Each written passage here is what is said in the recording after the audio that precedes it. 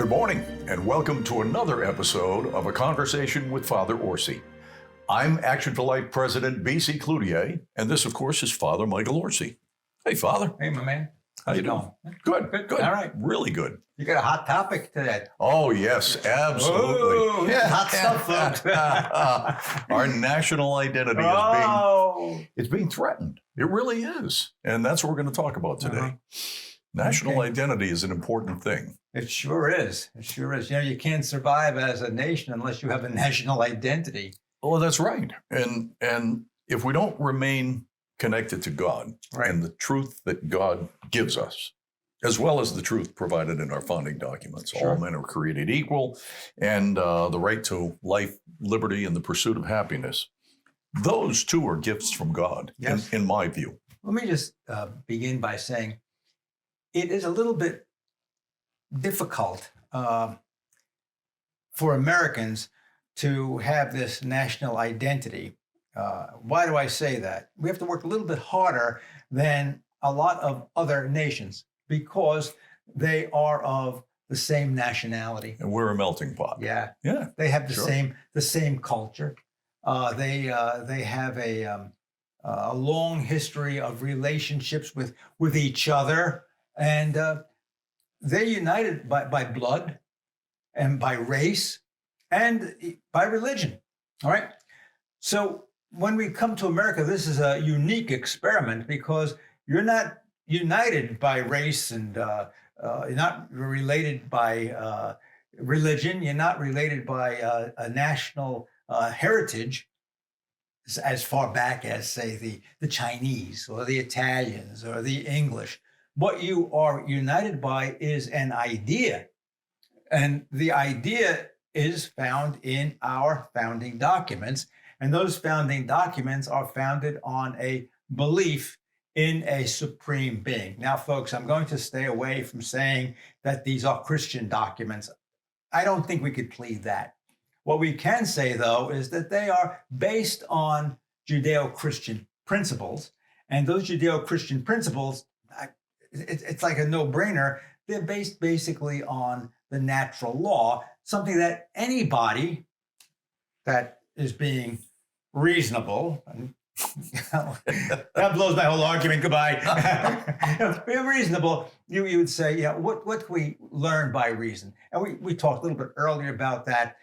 We have right to life, liberty, pursuit of happiness. Life, of course, is something that belongs to us because God gave it to us. God gave us life. It's not for anyone else to take that life from us, unless there is a just cause for that. We'll talk about that maybe later on.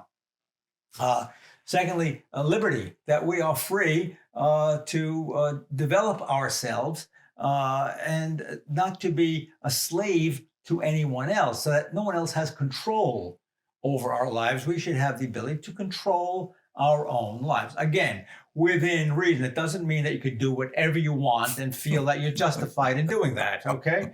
And pursuit of happiness. What does pursuit of happiness mean? It means to fulfill myself as a human being. It doesn't mean that the only way I'm going to be happy is if I have a Bentley and I can vacation all year in different exotic places. It doesn't mean that. It means that I can develop my talents to the best of my ability and that I have a right to go as far as I can with what I have. And that doesn't mean that I can just take things from other people because, hey, they got more than I do. It doesn't mean that at all. So we made those clarifications. Now, what about this idea of a national identity? The national identity comes from the founding documents. All men are created equal. You know, I am always amazed. I am always amazed that we continually in this country try to reinvent the wheel.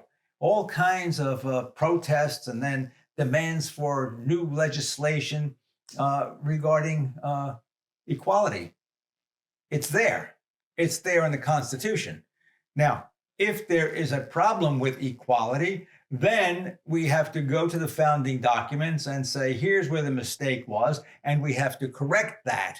And that's what we did with, unfortunately, the Civil War. There was a problem with equality, that some men were being born into slavery. They were chattel for other people, and that had to be corrected. It's unfortunate when something has to be corrected by war, but let me be very clear about this. War is not always a bad thing. It can correct an evil.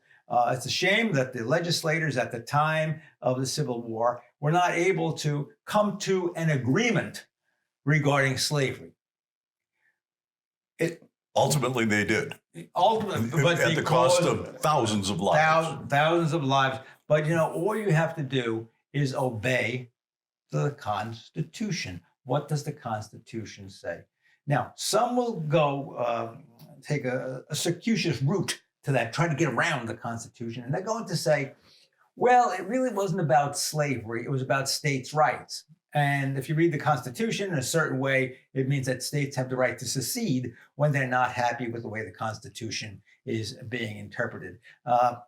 Folks, let me give you a legal term for that. That's called weaseling. It's called weaseling. All right. It said what it said. The founders were aware that there was an inequality. They agreed to the Constitution. They had the 3/5 of a person of slave heritage, black heritage. They could only be counted as 3/5 of a person. I think it was 3/5.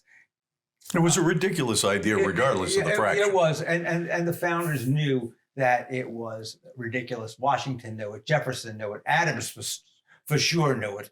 So, as I said, it reflects in the Constitution. There is a compromise. Let me tell you, folks, if you're compromising with the truth, you end up with a lie. Lies lead to evil. Evil leads to sin and death. And that's what happened with the Civil War.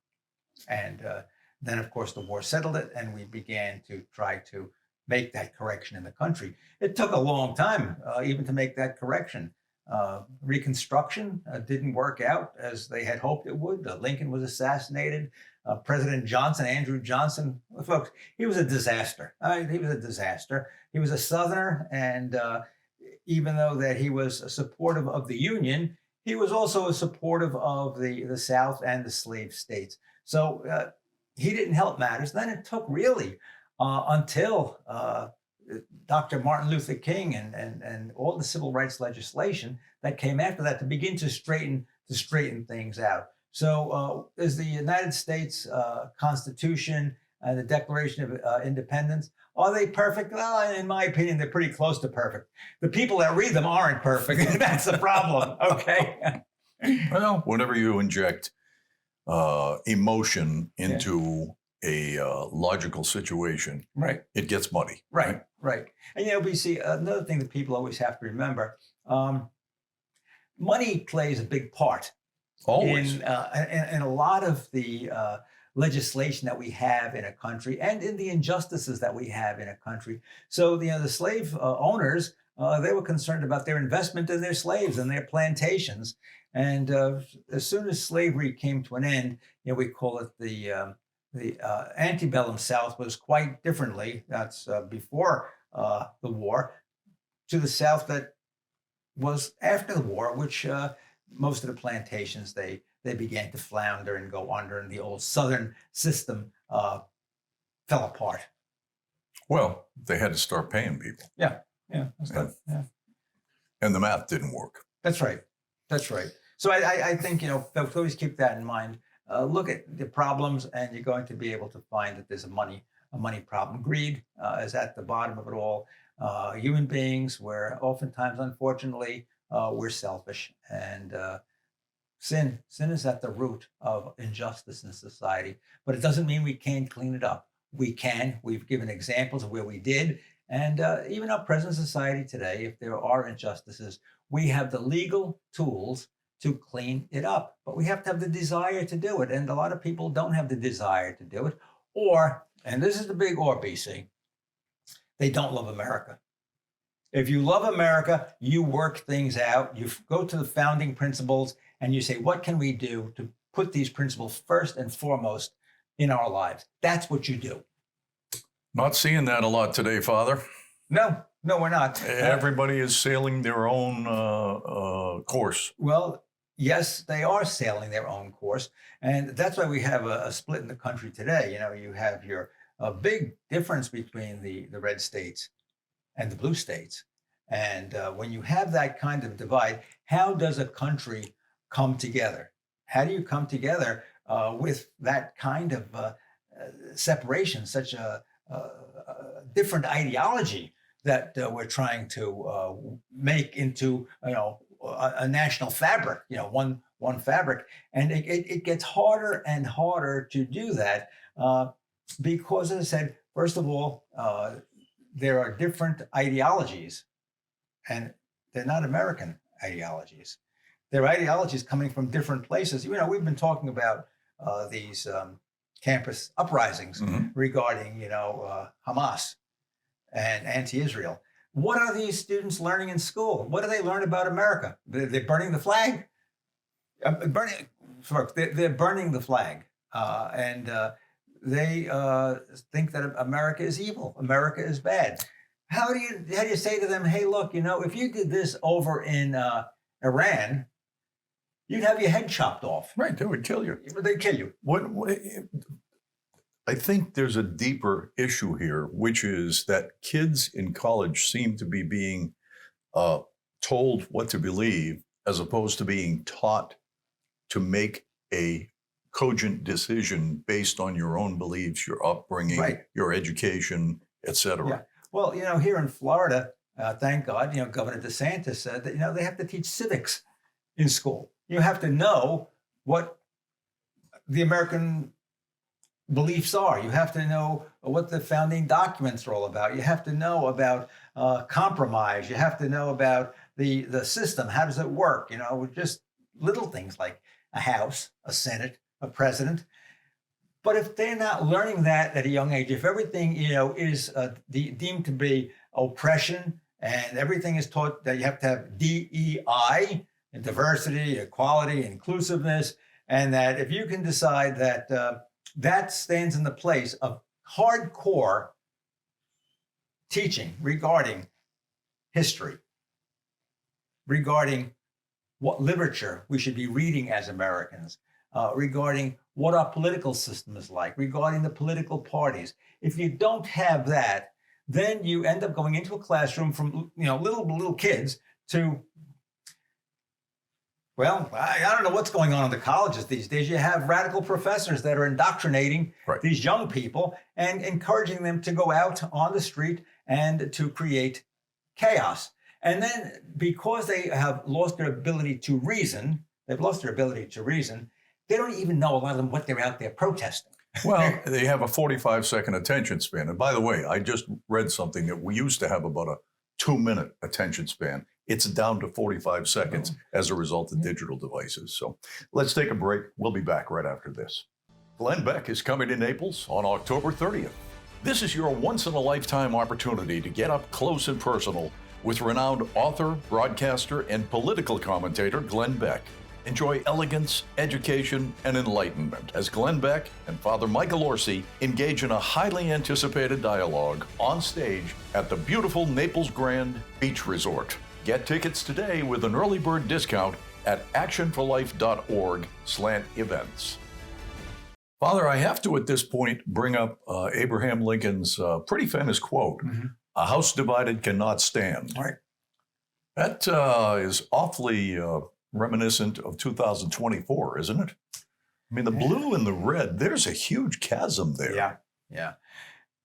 There was a time, I'm sure, for those of us of a certain era can remember that we had a united country, and that even though we had two political parties, they were basically the same insofar as what their values were, how they saw America, how they thought foreign policy should be conducted, their sense that America was a God-fearing nation. So let's be quite honest, folks.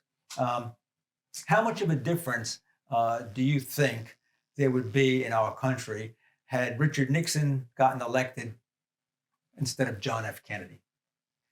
I don't know if there'd be that much of a difference the way they governed. They were close. You look at Kennedy today and you say, well, it doesn't sound like a... He would have been a Republican by today's standards. That's what I mean. Yeah. That's what I mean. So was there that great a difference? Let's just even go back to further. Dwight Eisenhower. I mean, he didn't even know what he was, a Republican or a Democrat, recruited by the Republicans. But then he ran against Adlai Stevenson. Would there have been much of a difference? They were two gentlemen.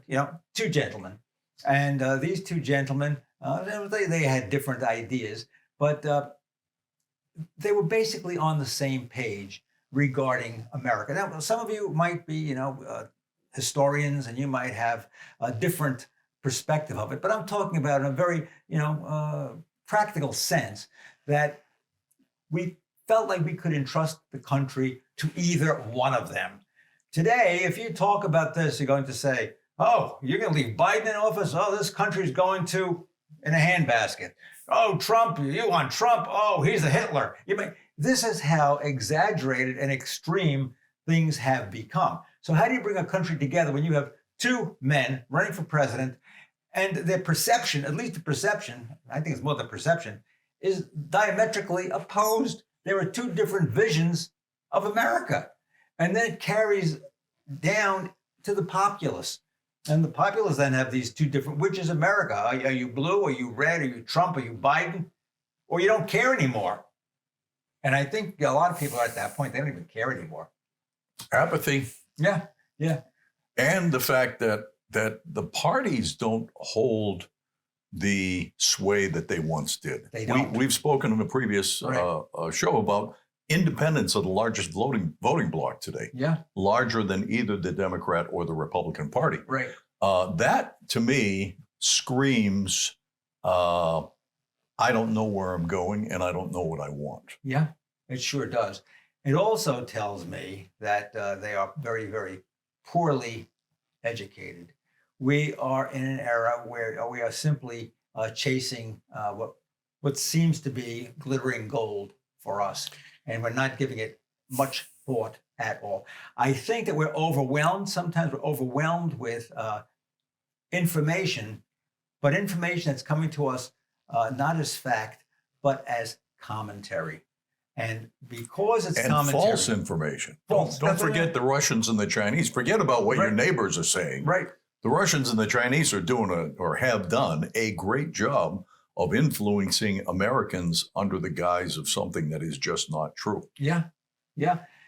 We've allowed it to happen. We even have TikTok in this country, and people are saying, well, the Chinese are influencing, they're influencers of a younger generation. I don't have TikTok, but they tell me that it has a tremendous cachet with younger people. And what are they getting?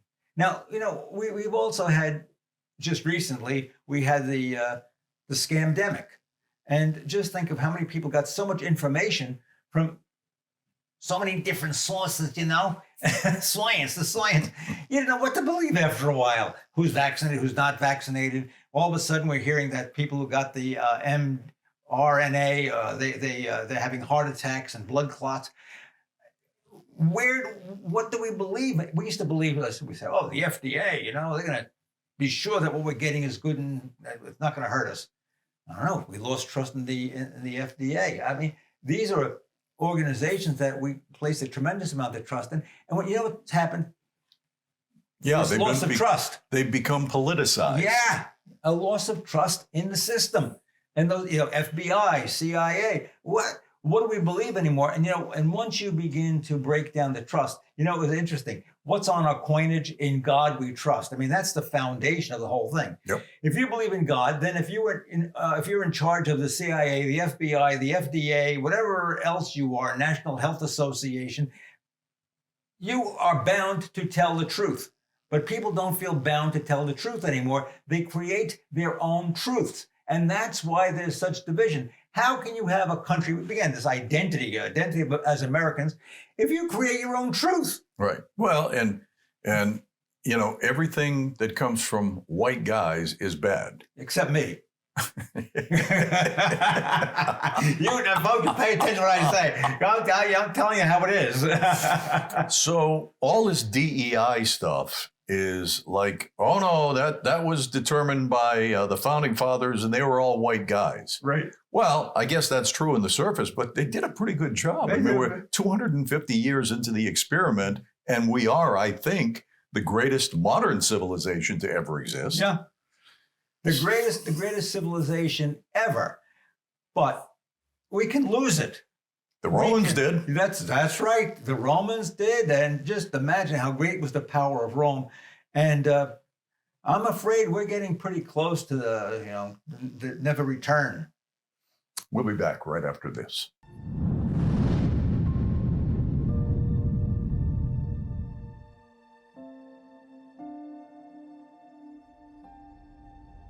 Hi, folks. Over the weeks, you have become more and more familiar with our program, Conversations with Father Orsi. I know that you are enjoying the programs because you tell me that you do. I want you to be sure that you should never worry about missing an episode because you can go to actionforlife.org and catch all of the episodes that we have produced over the last year. Now, also, extra added bonus, you can watch my homilies, my weekly homilies about the Sunday readings. That's also on actionforlife.org. Lastly, both of these adventures, conversations and the homilies, they cost money. And I'm going to have to ask you if you can help us out because so many of you tell me how much you enjoy the program. Some people tell me our Sunday wouldn't be the same. We record the program, we watch them during the week. This is an expensive enterprise, and we think it's an important way to get out the gospel message and to talk about those issues of the day that are important to us as Christians. So please go to your website, actionforlife.org. There is a button you can click for donations, and please be generous to us to keep this show on the air. Your Sundays will not be the same without it. Welcome back to A Conversation with Father Orsi. I'm BC Cloutier. Father, we began the segment today talking about national identity, which that in itself may be an oxymoron, because I'm not sure there is a national identity. We have so many different constituencies in this country with their own ideas. We talked about this in the past, your dad coming from Italy, my family coming from France and ultimately from French Canada. They came to America because they loved America's ideals. Right. We've lost that along the way. Yeah. People come to America now and want to impose on us the views that they held in their home country. And, my question is, rhetorical question, why would you leave if you were so happy? Exactly. Why would you leave if you're so happy? When we see these people today, protesting against Israel and down with America, down with Israel. Well, if you're down with America, where did you come from? Go back. Go back. Who's holding you here? But if you go back, and you open your mouth and say anything against the regime, you're going to be dead. You're going to be dead. Right. Now, where do we have to go with this to put this thing back together again, folks? It's quite simple, but sometimes people don't want to do the very simple things because it's just too obvious. And sometimes people just like chaos. I like chaos. I don't know. Okay, number one, know the founding documents. Governor DeSantis is right on target. Teach civics in the schools and make sure that they are indoctrinated into what America believes, okay? Not into what BLM believes, what America believes, okay? Number two, make yourself familiar with our American heritage. What do I mean by American heritage? American songs. Star Spangled Banner, okay? No, the stars, but I don't even think they sing that in schools anymore. What about our music that, talk about American ideas regarding God? How great thou art. How great thou art. Yeah, there's a recent book came out about the whole history of how great thou art and how it developed in America and how it's become really a national song. At all the great events in this country, people will sing how great thou art. A great history to the song, how the music was put together. Know that. Know literature. Look, you have to know literature to be really American. Mark Twain. I love Mark Twain. I can't get enough of him. I read Huckleberry Finn, Tom Sawyer. Yeah, Tom Sawyer. Plus all the essays. And I mean, Mark Twain, Samuel Clemens, was a very bright guy. Yeah. Are the kids reading that stuff? Are they reading that stuff? Do they know the songs that bound America together? Remember when the Battle Hymn of the Republic?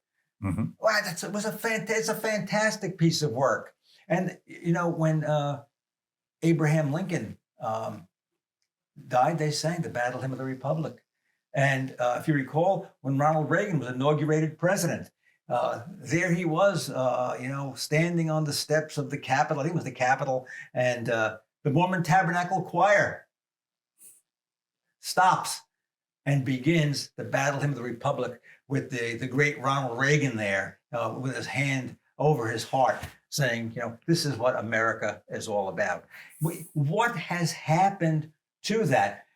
Are your children in school learning national songs? Are they learning how great they are? Are they learning, mine eyes have seen the glory? No, excuse me, I'm not a bad voice. You know what they do? If you watched CBS Sunday Morning a few weeks ago, Catholic school in New Orleans, all girls, all of them, every one of them going to college, but they're learning about civics. They're learning about God. And they are some of the brightest kids in the Louisiana school system. Yeah. So, and BC, you bring up another point. Go to church.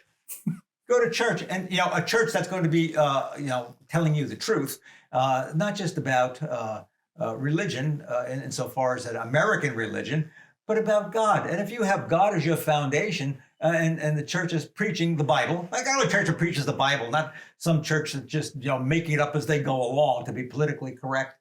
You can have that foundation: music, literature, Constitution. Read about the presidents of the United States. I mean, these things are fantastic. Their lives. Read this stuff, sing this stuff, learn this stuff, and America will begin to heal. If we don't do that, I'm afraid we're going to be a divided nation. And sooner or later, house divided cannot stand. Amen, Father. Thank you for joining us, and we look forward to seeing you next week. Same time, same place for another conversation with Father Orsi. I'm BC Cloutier. Have a great week, and God bless.